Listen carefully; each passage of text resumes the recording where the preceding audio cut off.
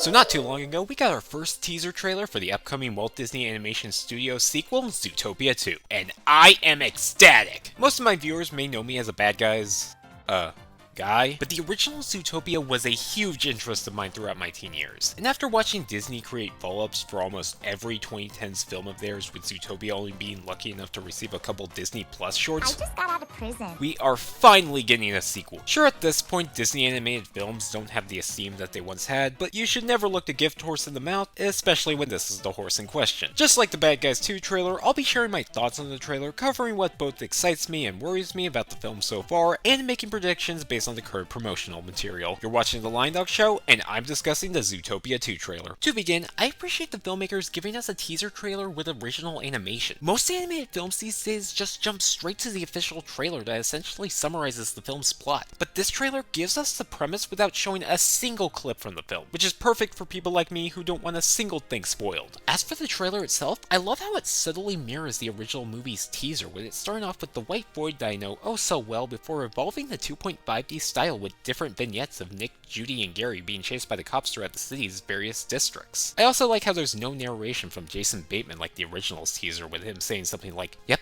that's me." You're probably wondering how we got in that situation. Instead, the techno music by these lemmings is enough to set the mood. Now, so far, I have absolutely nothing to criticize with this trailer. It gives the audience the general plot of the film through some modest cartoon antics that reintroduce viewers to the world of the original film, while establishing the new additions to both the world and cast. But then the team behind this trailer must have thought to themselves, you know what, it's never too late to ruin just about everything, because halfway through, the trailer falls right off a cliff. For starters, really? Air horns? Does Disney still think we're in 2012? What is the next movie going to be called? Zootopia? Oh baby, a triple? Well, that was a lousy introduction. The rave does look like a fun idea. Judging by the costumes, this likely takes place during a science fiction convention, which could be a great opportunity to get a glimpse at the universe's pop culture. Unfortunately, if this fella is anything to go by, it's just ours. I don't know if that stupid air horn moment left me in a bad mood, but I kind of hate this Darth Vader zebra. Like, I wouldn't be surprised if he's the zebra who bullied Nick as a kid. He's that bad. Yes, I am aware that this type of corporate synergy is common with how many times the Looney Tunes cross over with DC. But for how much flack we give Disney for buying up intellectual properties, they rarely rubbed it in our face back in the day. However, in recent years, it feels like Disney just doesn't care and will remind you of their endless supply of IPs at the drop of a Disneyland mouse hat. Also, the existence of this Darth Vader cosplayer implies that George Lucas exists in the Zootopia canon. This actually highlights a major issue I have with this franchise, that being the way that it takes specific real-world brands and simply replaces them with animal pun variations. Sure, they're cute at a glance, but they come off as blatant product placement to me. I get that the filmmakers intended for these brands to make Zootopia feel like our world but populated by animals, but if they wanted to accomplish that, then create iconography that evokes our real world but still stands on its own. Heck, Zootopia even does this through the character of Gazelle. She's basically just Shakira as an animal, but viewers can still understand her character without knowing who voices her. The rest of Zootopia's ties to pop culture, on the other hand, feel like subpar time capsules at best and shameless promotion at worst. After that comes my least favorite part of this trailer, this guy. For the time being, I'll refer to him as the animal. Now, before I discuss my thoughts on the animal,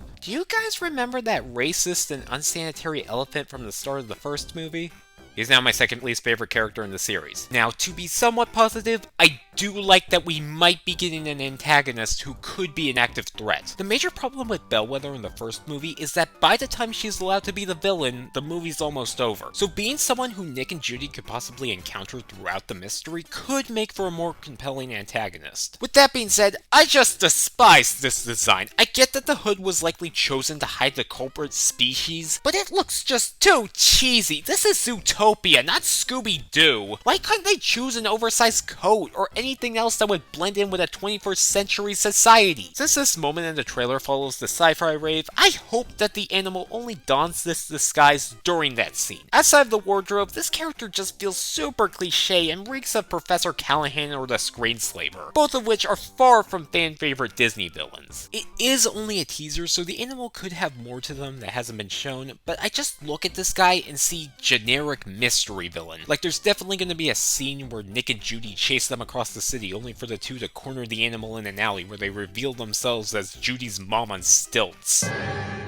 The trailer then ends with a sizzle reel of the cast, showcasing new additions alongside some returning favorites and Duke Weaselton. Now, I initially liked this part, but now it just feels desperate, like they're trying to get the fans of the original nostalgic while also debuting the new characters in hopes of drumming up free marketing through social media artists drawing them. If you wanted to show off the cast of the film, why not integrate them into the rest of the trailer? They did something similar with the original trailer by featuring most of the characters in the crowd. They even do this here with showing Nibbles, the Boar Cop, and the Ghosts during the vignettes. If you wanted to let people know that Bogo and Clawhauser are going to be in this film, then have them chasing after the trio. Same goes for Gazelle, have her perform during the rave. And if you can't find a place for a specific character, then just save the character for the official trailer or for the movie itself. I doubt anyone is going to pass on this film because they didn't see Frou Frou in the trailer. Also, where's Sam the Otter? You're telling me that Disney created the greatest fictional character imaginable and stranded her in a Disney Plus short? As for the characters that did appear in the sizzle reel, here is my ranking of everyone in the Zootopia 2 teaser trailer character sizzle reel. Looking good in pink. How I look when I watch the bad guys. Let's freaking go! The most overrated character in the franchise. Change my mind. Public nudity is back on the menu, boys! Got nothing. Hey, bub. Somehow Assistant Mayor Bellwether returned. Dude, I want to crack open some bottles of Cheerwine and watch NASCAR with her. Cozy Core Tailung. His face says everything. I am going to love this guy. Am I the only one who doesn't see the Mr. Beast resemblance? Got nothing. Sick eyebrows. Looks like Nick's meeting the in-laws. I ship it. Is he aware that his daughter joined the bad girls? As long as he doesn't sing again, I'm good. She is standing on the object that almost killed her. Now that's a power move. Beatrice Elba really needs to do more voice acting. Got nothing. What? She's gonna be the animal. Getting dressed with that shell must be a pain. You might better know me as the Business Panda! What kind of music do you like, Officer Higgins? I wonder if they'll acknowledge them being the host of Do You Think You Can Prance? Stop with the screaming goat jokes! I'd rather have another air horn joke! I'm starting to think he's into this. Has some get off my lawn energy, but I would like to be proven wrong. Public nudity is back on the menu, boy! Oh, thanks for the reminder that I still need to watch Rango.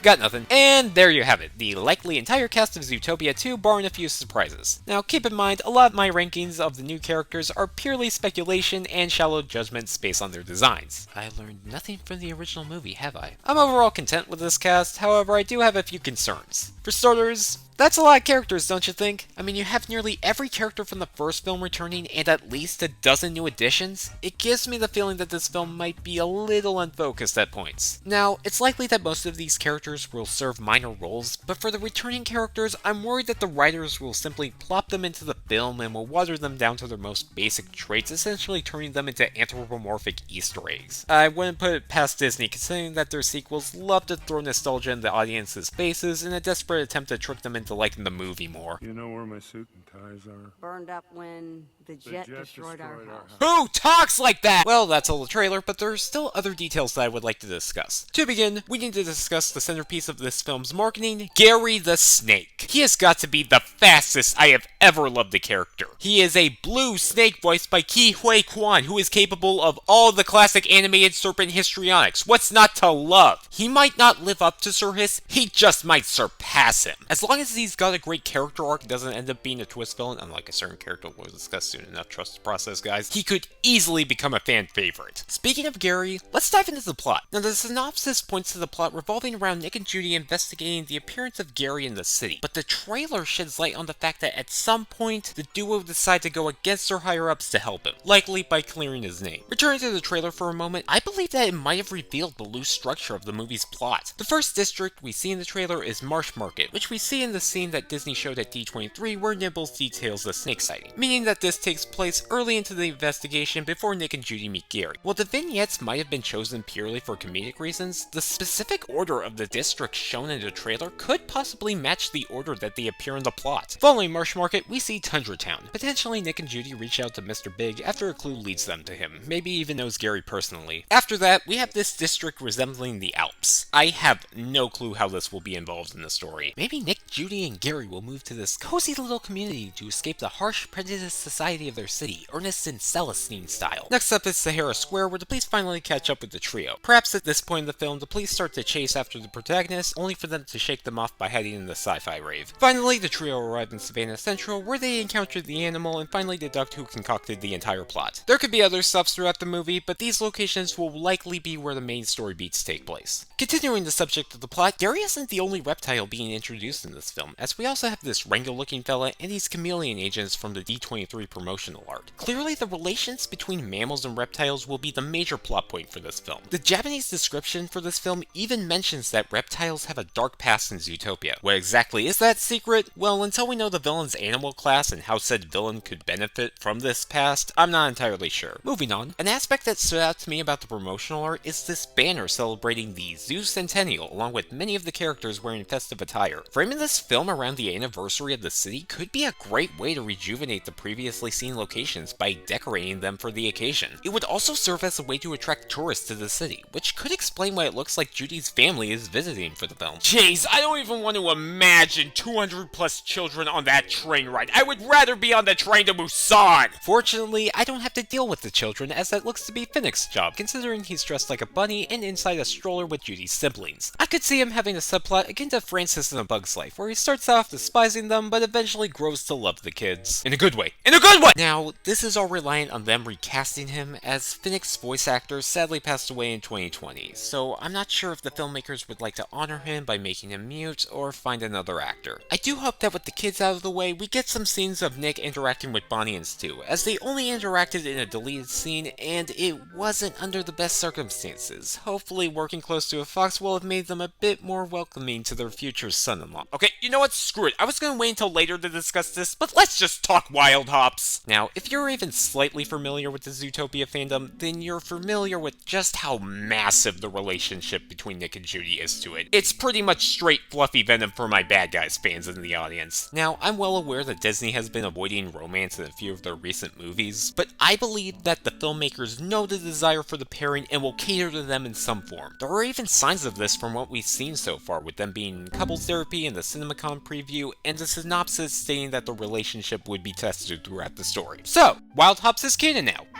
No, not hooray, because they're probably going to go about it in the worst way possible. While I like that there's still room for their relationship to grow, I sincerely hope that if this ultimately leads to them being a romantic couple, the filmmakers won't indulge in the tension through a will they won't they subplot. I fear that most of the two's interactions in the film will just be them bickering in out-of-character ways just to make their professions of love more satisfying. I hope that their issues are relegated to only trouble agreeing on how to deal with Gary, or how their species differences hinder their cooperation. Then keep any big blow-ups to the inevitable third act breakup that I expect to see in this film. Something that I did not expect to see in this film is this cotton swab of corruption. Who asked for her to come back?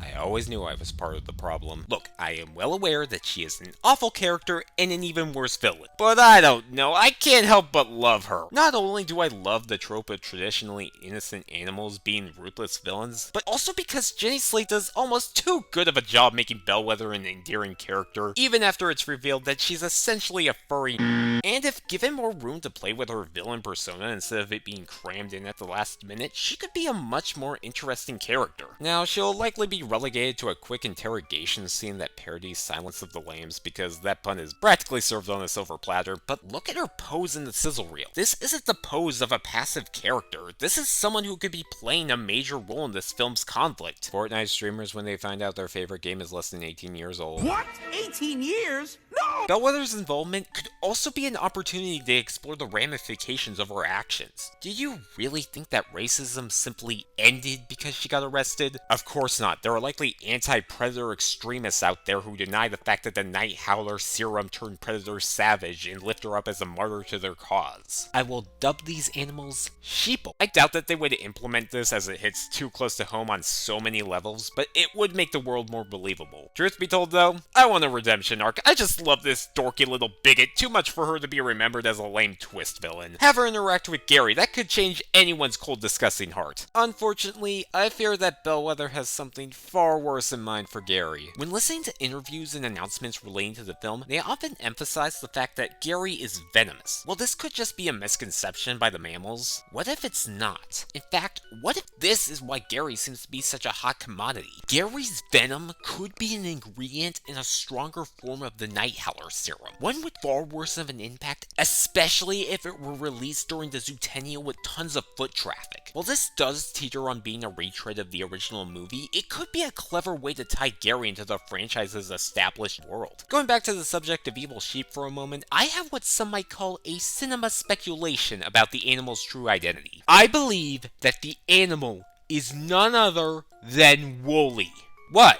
You don't know who Wooly is? Well, of course he wouldn't. For those unaware, he was a scrapped character from the original film who was meant to be the inverse of a wolf in sheep's clothing, with him being a sheep disguised as a wolf. Since this film already brought back other scrapped characters like the Gerbil Jerks and the Boar Cop, this prey of 1,000 faces might finally see the light of day. The animal's tall, thin frame matches Wooly's when he's wearing his disguise. They even have similar eyes. Also, in early drafts of the original movie's script, he had incriminating documents for the initial antagonist, so maybe his purpose will carry over with him erasing any evidence of the reptile world. Moving over to more lighthearted theorizing, we have Gary's endgame. Depending on Gary being a good guy, he will likely end the film in a new, hopefully better position. Now, I believe that he will be offered a position on the police force similar to Nick in the first film, but if you ask me, Gary doesn't look like the cop type. I believe that his ambitions lie in a much higher position. I think that he will become Zootopia's next mayor. Okay, I highly doubt that they'll go that far. What might be more likely is if this draft character becomes mayor like everyone assumes, I could see Gary becoming his assistant. That would be a